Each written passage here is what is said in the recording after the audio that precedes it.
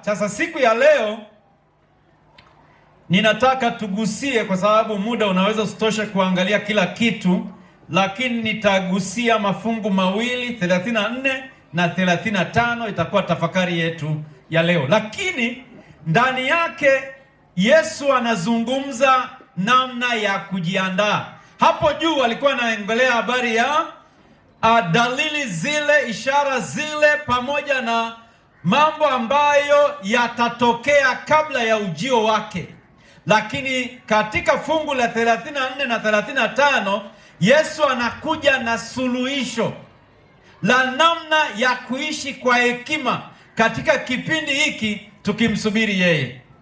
Tufumbe macho tuombe. Baba wa rehema, Mungu wa mbinguni, zungumza na hadhira hii na ukatujulishe upendo wako, huruma zako katika siku hizi. Tupatie hekima ya namna ya kuishi katika ulimwengu uliochanganyikiwa, kwa jina la Yesu, amina. Fungu linasema, basi jiangalieni mioyo yenu isije ikalemewa na ulafi na ulevi na masumbufu ya maisha haya, siku ile ikawajia ghafla kama mtego unasavyo. Kwa kuwa ndivyo itakavyowajilia watu wote wakaao juu ya uso wa dunia nzima. Biblia inazungumza juu ya kile ambacho kinaujia ulimwengu, na Yesu anatoa tip, anatoa angalizo, anatoa tahadhari kwa wale wanaoishi katika kipindi cha mwisho. Anatoa namna ambavyo hawa watu wanaweza wakaishi. Tunaishi katika kizazi ambacho kina shughuli nyingi, kizazi ambacho kimelemewa na kazi nyingi. Dunia ipo katika taarifa ambazo hazikomi kila siku, simu zisizotulia, mitandao ya kijamii, mashinikizo ya kazi, wasiwasi wa kila siku. Sura ya 21 Injili ya Luka inazungumzia matukio makubwa yaliyo mbele yetu. Mengine yameshatokea na mengine yako mbele yetu, na huenda yanatutisha. Nini kitakuja kutokea? Njaa, vita, matetemeko ya nchi, mateso, ishara mbalimbali. Yote haya yanatokea katika wakati wetu. Yesu hasemi angalieni dunia.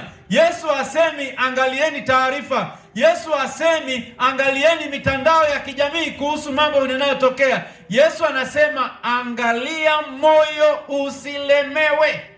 Yesu hasemi angalia nje. Yesu anasema chunga moyo wako, angalia moyo wako usilemewe. Ni kweli dalili zinatokea, ni kweli ulimwengu umechanganyikiwa, ni kweli kila kitu kimeharibikiwa, lakini kitu cha muhimu sana, moyo wako usijichanganye.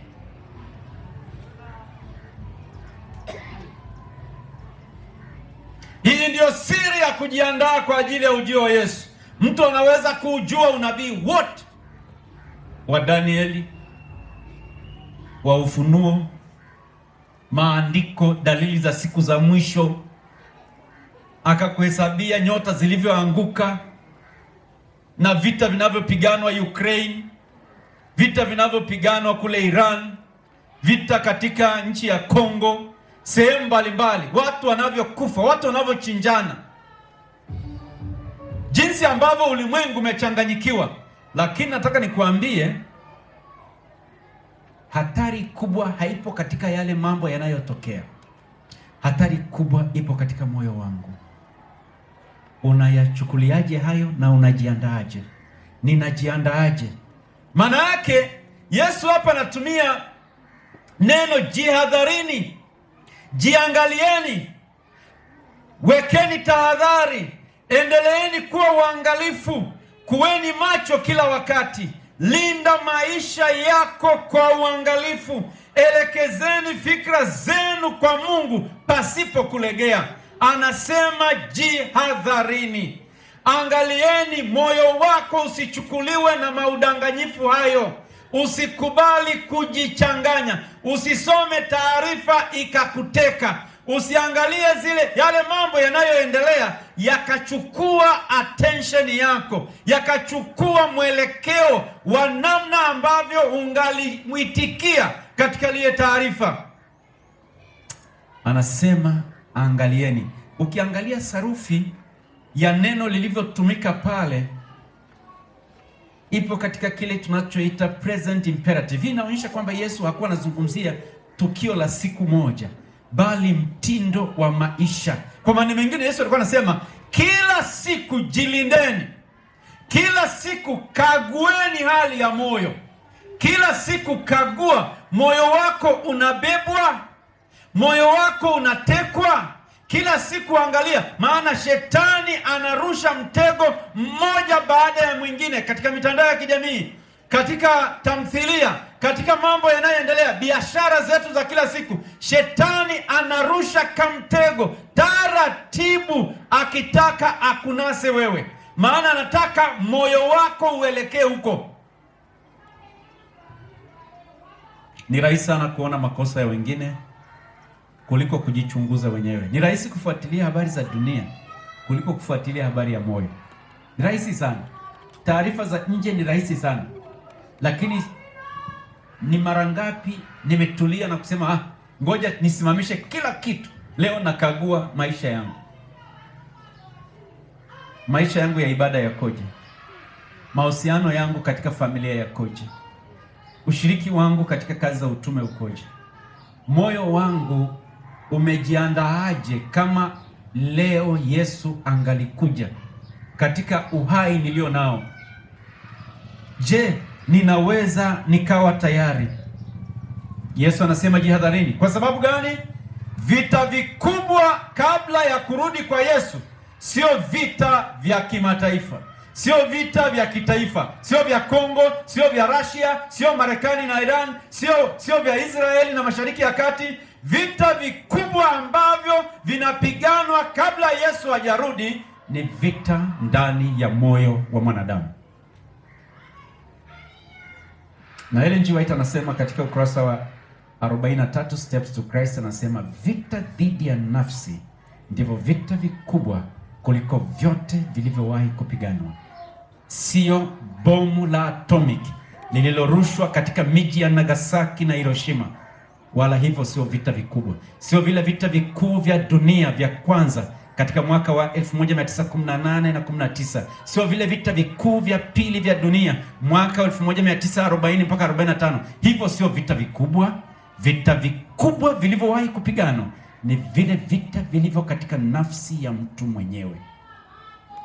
Hivyo ndivyo vita vilivyowahi kupiganwa, vikubwa kuliko mabomu yaliyowahi kurushwa duniani. Maana hivyo vinaamua hatima ya mwanadamu milele, hata onekana atakapokuwa ameamuliwa kwa umilele. Vita hivyo vilitokea, lakini watu waliendelea kuishi. Lakini vita hivi ambavyo vinatokea ndani ya mwanadamu anapofanya uamuzi fulani kwa ndani ya moyo wake, anakuwa ameipoteza nafsi yake milele, au anakuwa ameamua kuingia makao ya amani, aingie na akae na Mungu milele na milele. Hivyo vita havikuangamiza dunia milele. Viliunguza watu sawa, lakini kama alikuwa amejiandaa vilikuwa havina kazi, maana atafufuliwa. Ndugu wapendwa, kabla shetani hajashinda kanisa, kujaribu kwanza kushinda moyo mmoja mmoja. Shetani hashambulii kanisa. Shetani anashambulia mtu mmoja. Na kwenye familia anaingia kwa mmoja, baba au kwa mama. Anatafuta mtu aliyesinzia. Yupi ambaye kidogo ana mwonekano wa kausingizi katika maisha ya kiroho. Sisemi usingizi wa kimwili, maana wengine wameshaanza kushtuka. Yaani anaangalia ninaweza kuweka wapi mguu wangu. Anatafuta mahali pa kuweka foothold. Na unajua mahali pa kuweka mguu ni kauzembe kadogo kakupisha maombi ya leo. Nitaomba kesho, nitasoma neno la Mungu kesho kutu, nitasoma lesoni juma lijalo. Siku ya Ijumaa nitakazana kumaliza siku zote. Hako kanafasi ndiko anako katafuta shetani, maana anajua mtu asiyeomba, mtu asiye na ibada. Ellen G. White anasema he is or she is a lawful captive, ni mateka halali wa shetani. Mateka halali, yaani si tunafahamu ni kitoweo halali. Si amevusha ibada, si amevusha maombi, Mungu hayupo naye. Malaika hawakuitwa kwa ibada siku hiyo, wamelala kwa kuangusha kama gunia. He or she is a lawful captive, ni mateka halali.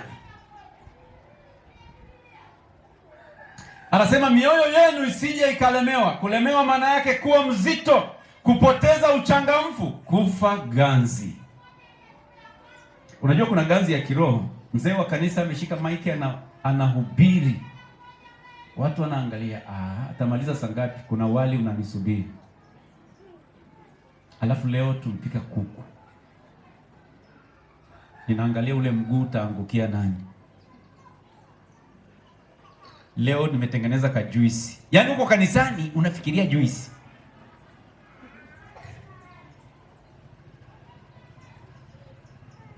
Ganzi. Yesu hakusema moyo unakuwa mwovu mara moja, alisema moyo unalemewa. Yaani amebeba kamzigo huku, amelemewa. Anasema angalia mioyo yenu isilemewe. Na ndilo la kutafakari. Hakuna anayemwacha Kristo kwa ghafla. Unajua hatumwachi Yesu mara moja. Mara nyingi tunaanza na mambo madogo madogo. Sala imepungua, kujifunza Biblia kunapungua, ibada ya familia inaanza kurukwa, shauku ya utume inapoa, halafu hatimaye moyo unakuwa mzito. Na unajua huanzi na uzinzi, huanzi na wizi wa zaka na sadaka, unaanza na kupungua ibada ya maombi, unaanza kuruka lesoni. Ngoja nitasoma siku ya kesho, nitaunganisha na ya jana. Halafu hivyo ndivyo ambavyo shetani baadaye akikuletea wazo la zaka linashikika haraka, kwamba hata ukiruka na zaka ina shida. Unajua ndege yule anayeruka juu akifungwa minyororo midogo midogo, vitu vidogo vidogo vikimshika hawezi kupaa tena. Hivyo ndivyo na Mkristo. Sio lazima afungwe kwa dhambi kubwa. Anaweza kufungwa na shughuli nyingi, starehe nyingi, wasiwasi na kupoteza nguvu za kiroho. Ellen G. White katika Steps to Christ ukurasa wa 356 anasema ni mambo madogo ndio yanayoijaribu tabia. Vitu vidogo vidogo ndivyo ambavyo vinajaribu tabia zetu. Namna ambavyo tunaweka misimamo, namna ambavyo unaweka nguvu katika vitu fulani, ndivyo ambavyo nguvu za kiroho. Na unajua wakati mwingine ni hata kwenye chaguzi za chakula. Namna unavyoweka chakula kwenye sahani inaamua nayo tabia. Unajaza sana au unaweka kidogo, unajipangia. Wakati mwingine kuna mtu hata ana ugonjwa wa kisukari, anasema bwana mimi watajua wenyewe. Anajaza, mimi sasa hivi nina njaa.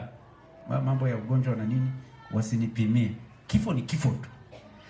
Ukishaona unakatabia kahako, nguvu za ndani zinapungua. Kwa sababu ilikuwa tu kusema hapana, afya yangu hairuhusu vitu kama hivi. Unaambiwa upunguze uzito, unasema mimi hapana, siwezi kuacha chakula. Kama ni kifo, watu wanakufa tu. Mbona hata wale ambao wanakula kidogo wanakufa tu. Yaani unajipa ka excuse. Shetani mara nyingi huwaharibu watu wa Mungu kwa dhambi. Haharibu watu kwa dhambi kubwa mara moja, huwaondoa polepole katika maisha ya maombi, kujikana na ushirika wa karibu na Kristo. Na ndugu, tutafakari katika kambi hili, kila mmoja ajiulize, weka kipima joto.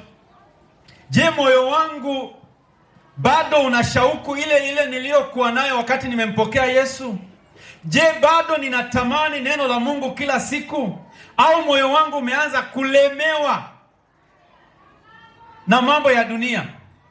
Yesu anasema jihadharini. Hii si sauti ya hukumu, ni sauti ya Baba anayewaonya watoto wake kabla ya hatari kufika. Yesu hahukumu maisha yetu. Yesu anatoa onyo la kabla. Anasema usije ukalemewa. Kuna vitu vimewekwa mbele yako, na ametaja vitu vitatu ambavyo leo tunakwenda kuvichambua. Jambo la kwanza, alisema angalieni, jihadharini, angalieni mioyo yenu isilemewe na ulafi. Katika ulimwengu wa Kiyunani neno hili limaanisha hali ya kulegea baada ya karamu za anasa, hali ya mtu ambaye akili yake imekuwa nzito na haiko macho. Baada ya kusherekea, baada ya kuwa katika tafrija, moyo wake unakuwa umepumzika kidogo. Sasa nasema hiyo ndiyo hali ambayo utakutwa katika hali hiyo umepoteza thamani ya maisha ya kiroho. Ulafi. Si unajua ulafi ni kula kitu ambacho ni kula kitu kizuri lakini kupita kiasi. Yaani kama ni wali sahani 3. Nakumbuka rafiki yangu mmoja anaitwa Justin, tulisoma naye. Sasa sijui kama yuko hapa. Yeye kwa siku ya graduation, siku za kawaida tukiwa kwenye meza zile za chakula, tunakuwa na wanafunzi 12 kwenye meza moja. Kwa nasoma Mkwawa. Sasa Mkwawa chakula ni kingi, kwa hiyo hakuna shida ya wanafunzi kutoshiba. Sasa kwenye meza yake ilikuwa meza jirani na mimi. Sasa tulikuwa tunakula meza moja na yeye. Jirani. Yeye ndio anayeenda kuchukua dishi kule la chakula. Akifika nusu ya chakula chote dishi lile anaichukua, anaweka kwenye sahani yake. Sahani ni kasinia kale kakunawea mikono ambako tunakatumia hapa. Ile ambayo hata tumechukulia nani hapa. Ile ndio sahani yake Justini. Justini ni kijana mwembamba mdogo. Na hicho chakula anakimaliza chote. Sio kwamba anapeleka bwenini. Kwa mbele ya macho yetu. Lakini yeye ni mwaminifu. Akichukua nusu ya hicho chakula akaweka kwenye nani yake, anarudi kule jikoni, anahakikisha amejaza tena ili wenzake wale. Maana amechukua nusu. Chukua chakula cha watu 6. Siku ya graduation akakaa mahali kimkakati. Chakula kile kikaletwa, akajaza chakula cha kutosha, akala akashiba. Wali pilau imejaa na nyama. Kajaza vizuri, imejaa kabisa, imening'inia. Alipokula akamaliza, akaona huku kwa wanafunzi mambo yameshaisha, akaenda high table, akaangalia wale wakuu wamekaa pale. Mkuu wa shule akamwona Justini ni kama hajashiba, akamwita mtu mhudumu, hebu mwite yule kijana, mwambie achukue chakula chake ajaze pale. Akajaza. Justini akajaza chakula kaja. Akasema hii nafasi nitaikosa, kwa hiyo nile hapa. Nikitazama ili nirudi. Akala akashiba, akachukua kingine, akapeleka bwenini. Siku ya pili yake Justini ilikuwa kupeleka hospitali.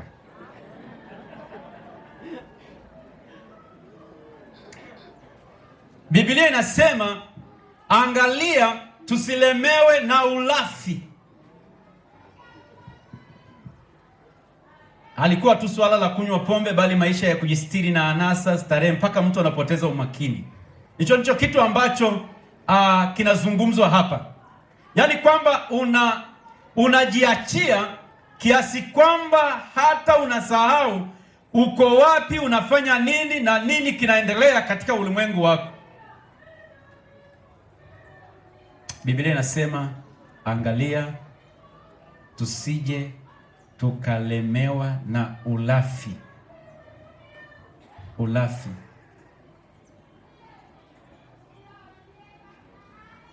Bwana atupe hekima tunapokutana na mambo kama haya, yasije yakatupoteza.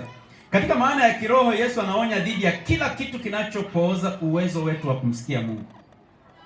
Na uwezo wetu wa kumsikia Mungu unatiwa ganzi na mambo yafuatayo: kutumia muda mwingi kwenye burudani badala ya neno la Mungu, kutumia saa nyingi kwenye simu na mitandao ya kijamii kuliko maombi, kupenda starehe kuliko mambo matakatifu, kuishi kwa ajili ya raha badala ya kuendeleza ufalme wa Mungu. Shetani hafanikiwi kila wakati kwa kutufanya tumkane Kristo.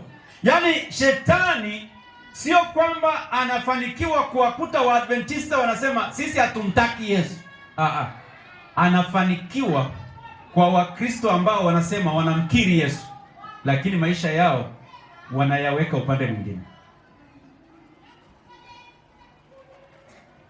Mara nyingi hufanikiwa kutufanya tushindwe kuwa macho. Na ndio maana katika Petro wa kwanza 5:8 anasema, mwe na kiasi na kukesha, adui yenu Ibilisi huzunguka kama simba angurumaye akitafuta mtu wa kummeza. Shetani yuko katika njia siku zote, na anapenda sana mtu asiyeshituka. Maana kuna mtu mwingine anashituka kwamba hapa nipo kwa shetani. Anataka uamini kwamba we ni Mwadventista 100% na hauna shida yoyote, lakini ukutwe na jambo ambalo linakukuta hauko tayari na haufai kuokolewa. Yeye anachotaka ni hiyo, ukutwe na ghafla ambayo hiyo haina cha kurudi nyuma na umepoteza kila kitu. Anataka we uimbe kwaya tu, hamna shida. Uwe mchungaji unahubiri, hamna shida, lakini maisha yako yawe kinyume kidogo, mahali fulani, kona fulani haiko sawa. Mzee wa kanisa lakini maisha yako mwimbaji wa kwaya maarufu solo, lakini maisha yake haijakamilika. Kuna kitu fulani hakiko sawa. Anasema mtu aliyelala hawezi kumwona simba anayekaribia. Vivyo hivyo Mkristo aliyelala kiroho hawezi kuona mitego ya shetani. Huwezi. Kwa mtu aliyelala usingizi, mtu aliyelala nimewahi kulala mbuga ya Serengeti kwenye hema. Na mnafahamu mbuga ina simba, ina fisi, ina tembo, ina nyati, ina kila kitu.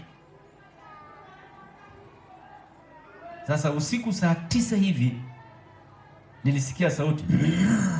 Nikasema kuna nini? Ila nilisikia sauti iko mbali. Kwa hiyo nikasema hata hayuko karibu sana huyu. Baadaye saa 11 nikasikia sauti kama haiko mbali sana.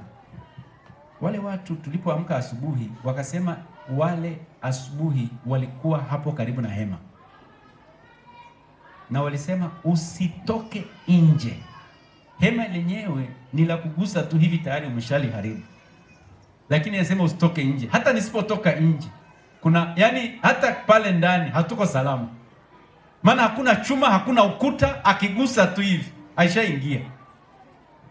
Lakini nasema kwa hiyo hata kulala hulali kwa amani.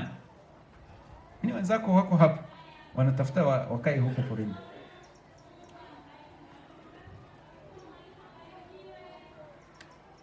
Katika kitabu cha Deserve Wages ukurasa wa 305 Ellen G. White anasema neno hili: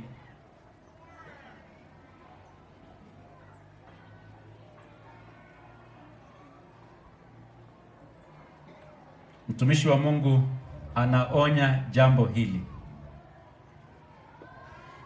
302 nasema ni kwa kutazama Kristo ndipo tabia hubadilishwa, kwamba badala ya kutazama burudani anatupa mwelekeo wa kila siku wa sisi kuwa salama, ni kwamba tunamtazama Kristo. Tunapoomba tunamtazama Kristo, tunaposoma neno lake tunamtazama Kristo. Tunapokuwa na ibada tumemtazama Kristo. Tunapokuwa katika mudi ya ibada na ya kuwa tayari tumemtazama Kristo. Lakini pale tunapohangaika na vingine, tumeacha kumtazama Yesu, tunahangaika na vitu vingine ambavyo havina uhusiano. Tunapotazama burudani kuliko Kristo, mioyo yetu imeanza kupoteza nuru ya mbinguni. Jambo la pili ambalo amelisema ni ulevi. Na maana yake ya kwanza ni ulevi kabisa. Na hii iko wazi kabisa, ulevi haufai, ingawa baadhi yetu ulevi umeanza kushika kasi. Nikiwa kule Miamba nilishangaa kuna mabaa makubwa na wako Adventista ndio 98%. Na bia zinapanda kila siku. Hapa Hedaru pana nywewa pombe, na asilimia kubwa ya watu hapa ni nani? Ni walokole. Kanuni ya Yesu ni pana zaidi. Kila kitu kinachotawala akili badala ya Roho Mtakatifu kinaweza kuwa ulevi. Kama unatawaliwa na jambo lingine zaidi ya Roho Mtakatifu, huo ni ulevi. Kila kitu kinachotawala akili badala ya Roho Mtakatifu kinageuka kuwa ulevi. Kama unaweza, akili yako inapotezwa na fedha kiasi kwamba hata ibada huwezi kukumbuka, tayari fedha ni ulevi. Utafutaji ni kweli. Wapendwa, tunataka kila mmoja aingie katika utafutaji wa fedha, na yeyote ambaye hatafuti hela, huyo hata kwenye ufalme ni kazi sana, kwa sababu hauwezi kumtukuza Mungu kama ufanyi kazi siku 6 ukawa na kipato cha kwako. Lakini pia hiyo isikuchukulie nafasi ya uzima wa milele kiasi kwamba ushindwe kuabudu. Biblia inasema mtu asiyefanya kazi na asile, na mvivu pia haendi mbinguni. Yule anayefanya kazi kupita kiasi cha kuacha kumwabudu Mungu hawezi kufanya. Kitu kingine ni michezo. Sasa hivi tuko katika kombe la dunia, imechukua sehemu ya ibada. Teknolojia, umaarufu, mafanikio, hivyo ni vitu ambavyo vinaweza kuwa ulevi. Yesu, swali sio je, ninakunywa pombe? Swali kubwa ni nini kinatawala akili yangu? Maana Waefeso 5:18 Paulo anasema msilewe kwa mvinyo ambamo mna ufisadi, bali mjazwe Roho. Aidha, Biblia inaonyesha kwamba maisha ya Mkristo hayapaswi kutawaliwa na kitu chochote isipokuwa Kristo mwenyewe. Ellen G. White akiandika katika kitabu cha Ministry of Healing anasema kila tabia inayolifanya jambo lolote lidhoofishe uwezo wa mtu kumtumikia Mungu kwa ufanisi inapaswa kuachwa. Unajua, ni katika maeneo yetu ndipo tunashangaa eti kuna vigodoro na Waadventista wanakimbizana hapo nyuma. Mchana tuna watu kwenye ibada, usiku hao wanaokuja kwenye ibada wamegeuka wanacheza vigodoro. Tuna watoto wetu wanaimba kwaya, vijana wetu, usiku wanageuka wacheza vigodoro. Na yani tuna ulimwengu wa aina mbili. Ulimwengu mwingine ambao unafanya kazi, umekuja kanisani, na kuna ulimwengu ambao pia unatoka hapo unaenda huko. Yani umejichanganya. Watu wamejichanganya, wako huko na huku kote. Yesu anauliza, ni kitu gani ambacho kinatawala moyo wangu? Jambo la tatu ambalo Biblia inaeleza hapa ni shughuli za maisha haya. Neno hili lina maana ya wasiwasi, mahangaiko, mawazo yanayougawa moyo, masumbufu.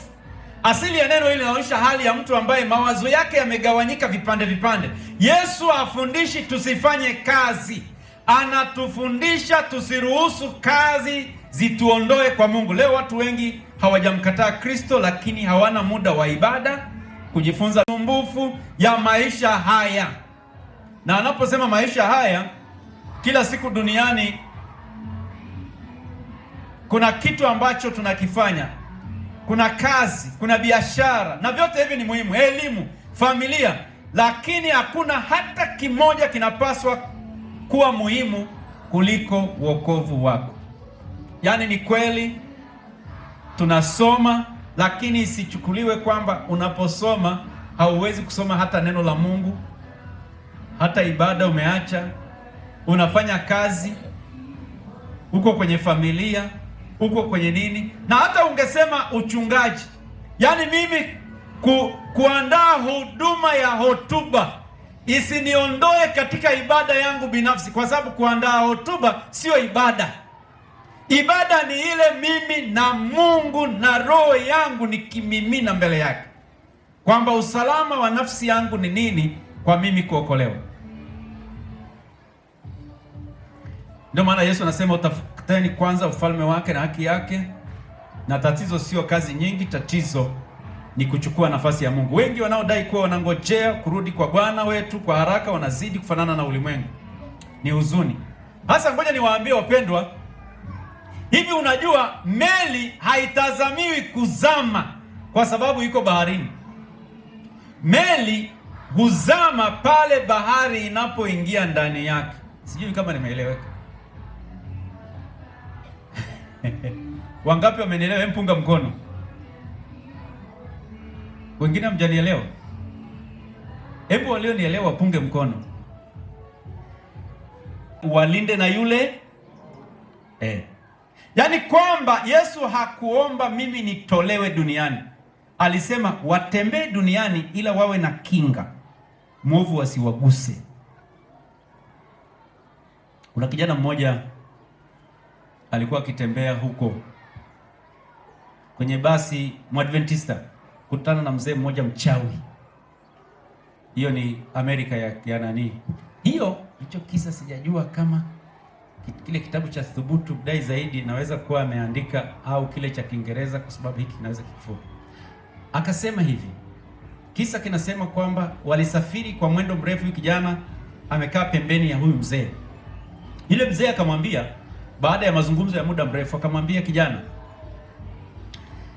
unajua naweza nikakuharibia maisha. Huyo ni mchawi anaongea sasa. Unajua kule kwa wenzetu pia kuna wachawi, na siku moja niliwahi kukutana na mmoja. Akasema ninaweza nikakuharibia ndoa yako sasa hivi hapa. Ninaweza kutengeneza mambo hapa kwenye gari, wakati unasafiri ukapigiwa na mke wako ukaachwa. Akasema huwezi. Yule akamwambia kijana, hunielewi. Yaani hapa naweza kutengeneza jambo ukaachishwa kazi, barua ukapewa sasa hivi ukafukuzwa. Kijana yule akasema hapana, huwezi, hicho kitu hutakiweza. Akasema kijana, hujanielewa. Yaani nataka nikwambie hivi, ninaweza nikafanya kitu hata unaweza ukafa kwenye hili gari. Ndipo akajua huyu mzee hayuko sawa. Baadaye alipo kijana amekana vitu vyote hivyo kwamba haviwezekani, ile mzee akamuuliza, akamwambia, nakuuliza maswali machache tu. Unaangalia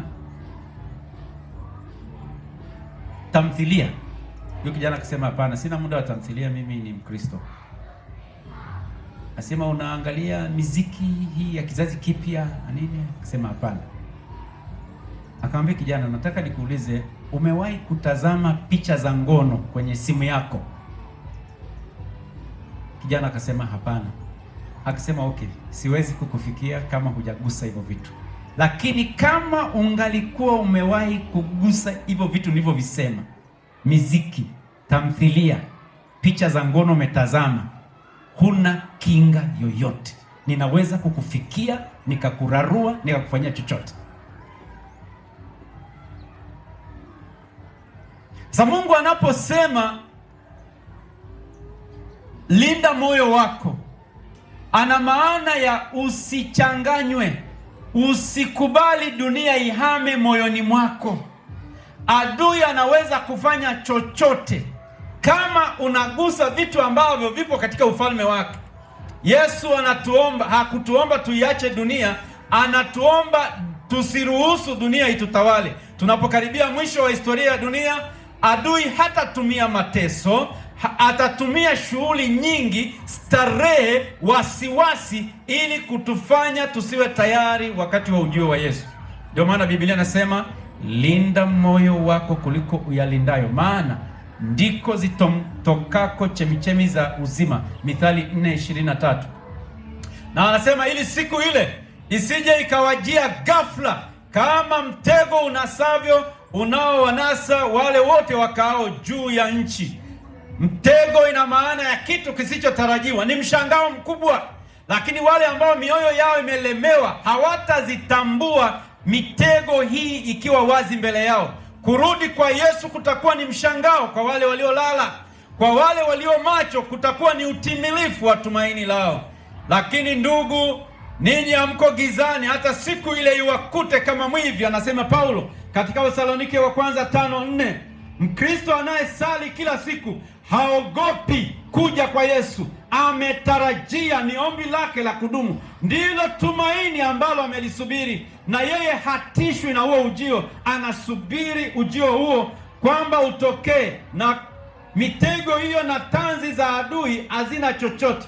Wapendwa, Bwana atusaidie asiwepo mtu ambaye anadanganywa na adui kwamba utafanya maombi kesho, leo usisome Biblia, Sabato ufanye kazi kidogo, kuna muda mwingi kule mbele, siku ziko nyingi, wiki zipo za kusoma Biblia, miaka ipo, ukimaliza hili ndipo utasoma vizuri. Nataka nikutie moyo, jiweke tayari leo hii, usisubiri, usiambiwe kesho tasoma, ruka ibada kidogo, ruka maombi. Usikubali, maana anataka kukuweka kuwa mtego ili kwamba upoteze. Shetani daima anatafuta kuwaongoza wanadamu katika hali ya kujiona salama isivyofaa. Great Controversy, kurasa 560. Hatari kubwa ya siku za mwisho sio watu wanaomchukia Kristo, ni wale ambao wanajisikia wako salama wakati wameacha kumtumikia Yesu. Mchana wa leo, wangapi wanasema Yesu nisaidie, natamani maisha yangu yaandaliwe? Unaweza kuwa wewe ni mzee wa kanisa, unaweza kuwa mshiriki, unaweza kuwa ni mchungaji, kijana, mama au baba. Swali sio una cheo gani, swali moyo wako uko tayari? Je, kuna mzigo unaokuzuia kumfuata Kristo kikamilifu? Kuna dhambi ambayo umechelewesha kuiacha, maombi ambayo yamekufa ndani ya maisha yako? Je, upendo wako umepoa? Leo Yesu anakualika, sio kesho, sio mwaka ujao, sio mwezi ujao. Yesu anataka uyatoe maisha yako leo. Leo ujiweke sawa, ili hata kama ni leo anakuja, uwe tayari. Wangapi wanasema Yesu nisaidie, maisha yangu yaandaliwe, hivyo vingine vyote vinavyofanya adui apate nafasi, aweke foothold katika maisha yangu yasiwepo. Kwani usisimame pamoja nami? Mungu akubariki. Mungu awabariki. Wapendwa, dunia inakaribia mwisho. Habari njema hizi ambazo tunazizungumza zitafikia mwisho, na sio muda mrefu dunia tunayoitazama itakuwa imepita nyuma yetu. Mambo yote ambayo tunayaangalia yatakuwa yako nyuma, hatutayaona tena. Kuna vitu ambavyo sasa hivi vinahafifisha sura ya Yesu katika maisha yetu, lakini hivyo vitu hatutavitazama tena. Kuna vile ambavyo hatuvioni, na ndivyo vya milele, na ndivyo ambao vinatuchanganya.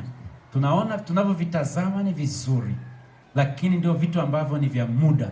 Vyote vinavyoonekana ni vya muda. Kuna vya milele na milele ambavyo hatuvioni, na Mungu ameviandaa hivyo kwa ajili ya wale watakaokuwa wamejiandaa. Ni kitu gani kinachokufanya usipate nafasi na Mungu wako? Ni kitu gani kinachochukua muda wako kila siku? Je, ni kazi? Je, ni mitandao? Hatutakiwi kutazama dunia kwa hofu. Tunatakiwa tumtazame Kristo kwa tumaini. Tusileweshwe na mambo ya dunia, tuinue macho yetu juu. Siku si nyingi tutaimba kama Isaya alivyosema, Isaya 25 fungu la 9, tazama huyu ndiye Mungu wetu tuliyemngoja, naye atuokoe.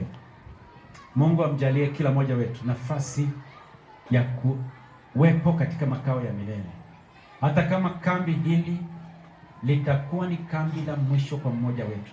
Maana kulikuwa na watu waliotamani kambi hili, lakini juma hili walilala, hawakuweza kuona kambi hili. Wengine mwezi uliopita, wengine baada ya kambi ile mwaka jana walilala, lakini mimi na wewe tumeshuhudia kambi hili. Ombi langu moyoni na ombi lako pia liwe, Mungu nisaidie, maisha yangu haya mafupi yatoshe kukulaki unapokuja mara ya pili. Lisiwepo doa lolote mbele yangu ambalo litaniondoa katika nafasi yangu na Mungu. Huenda hapa pia kuna wale ambao hawakupata nafasi katikati ya juma, lakini leo wanafikiria kwamba hii nafasi natamani kutumia kwa kuyatoa maisha yangu kwa Yesu. Hujabatizwa au umebatizwa lakini umepoteza ushirika wako. Ninatamani uje hapa, wachungaji wakushike mkono. Tunataka tuombe kwa ajili yako. Ni kweli tulibatiza jana, lakini leo anaweza kuwa amekuja, amepata nafasi mtu kwa kuja kanisani. Katikati ya juma hukupata nafasi, lakini leo una nafasi hii. Wewe njoo tu, Bwana atakubariki na kuna huduma itakayopangwa kwa ajili yako. Sogea huko. Sogea huko. Je, umesumbuka? Mwambie Yesu sumbuka lako unayalilia yapitayo. Mwambie Yesu pekee. Njoo, sogea huko.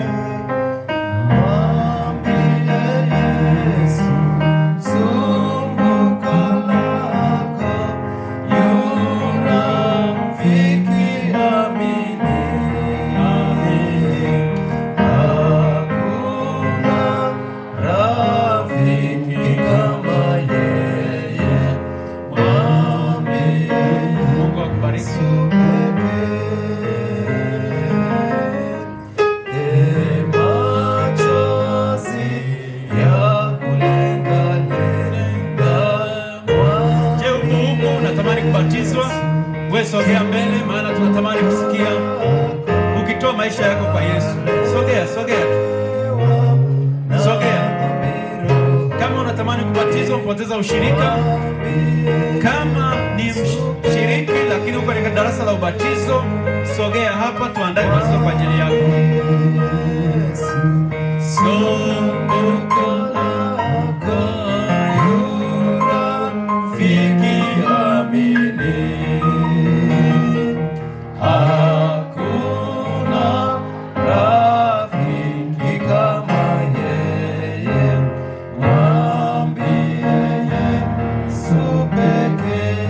Asante sana. Ninaomba sasa, kama tendo la kujiweka wakfu mbele za Mungu, wale wanaosema Mungu, ninajiweka wakfu kuanzia sasa kwa maisha yangu yote yaliyobaki. Ninaomba pasiwe na kitu chochote mbele yangu zaidi ya wewe kuniongoza kwa maisha yangu yaliyobaki. Wewe piga hatua, tujiweke wakfu mbele za Mungu.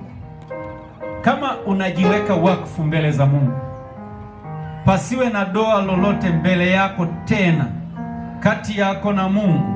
Sogea mbele kwa kujiweka wakfu, sio kwa kubatizwa. Hili ni la kujiweka wakfu kwa Mungu. Shida na majonzi, mwambie Yesu sumbuko lako, wasumbukia mambo yajayo. Mwambie Yesu pekee. Mwambie Yesu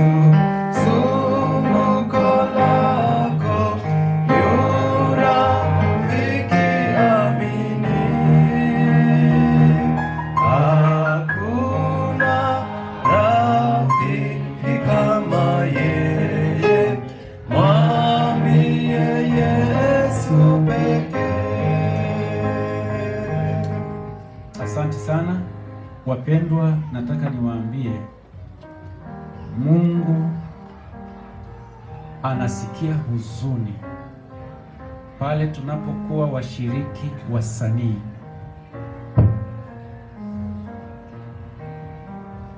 Ni Mkristo anagusa huku na huku, uko kwenye ibada, lakini hapo tena ukitoka wanaenda kugusa vitu vichafu. Uko kanisani, lakini tena ukitoka unaenda unagusa vitu vichafu. Unatoa huduma kanisani, lakini huku unaendekeza maisha ambayo ni ya giza. Upo kanisani lakini ni mchawi. Upo kanisani lakini una mke wa pili na huoni shida yoyote. Haya maisha ya usanii, ipo siku utaona hasara yake. Hebu kubali kujiweka wakfu, usiguse tena vitu vichafu, usiwe na maisha tena mawili. Najua naongea na mtu fulani ambaye maisha yake anakuwa huku.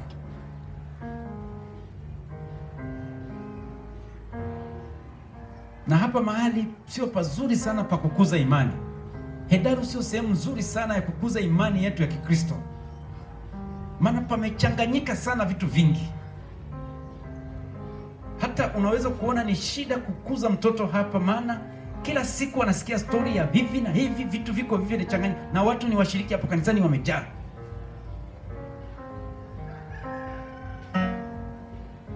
Mungu atusaidie tuweke wakfu maisha yetu, tusirudi nyuma.